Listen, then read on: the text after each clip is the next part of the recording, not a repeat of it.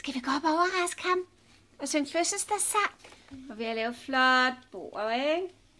Så går vi op og overrasker ham.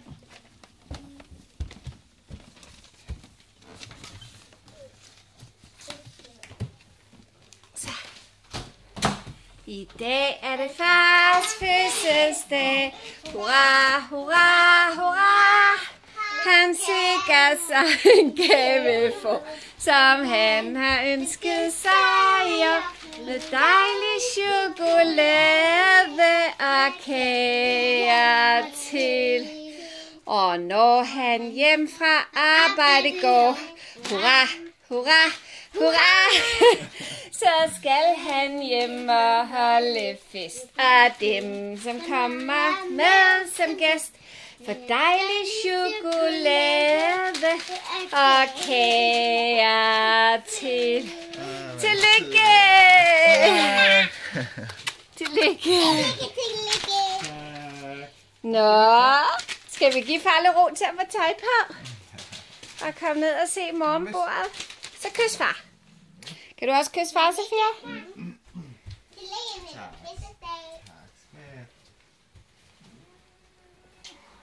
Tillykke, skat. Du får lige lidt ro til at få tøj på, ikke? Kom, Amalie. Så lader vi lige far få lidt ro. Så går vi lige ned igen. Så går vi lige ned igen. Det var sjovt at overraske Thomas på sengen. Nu han bliver 40. Det er jo en stor dag, så der bliver fest i dag med familie og venner, og det glæder vi os til. Så. Og vi har lavet fint bord her. Gaver og blomster og det hele. Jeg synes bare, jeg mangler et eller andet. Jeg mangler at tænde lyset. Malle, jeg mangler lige at tænde lyset. Finder jeg lige en... Har jeg ikke en eller anden... Hvad hedder sådan noget? Lighter et sted. Hvor har jeg da en lighter henne? Jamen, jeg kan altså ikke huske, hvor jeg har lagt lighteren. Der var en lighter. Se, så fik vi tændt lyset. Hvornår skal vi have æg? Hvor skal du have den lille igen? Ja, jeg skal have sådan en lille æggebær. Vi giver lige lidt farlig ro til at få tøj på.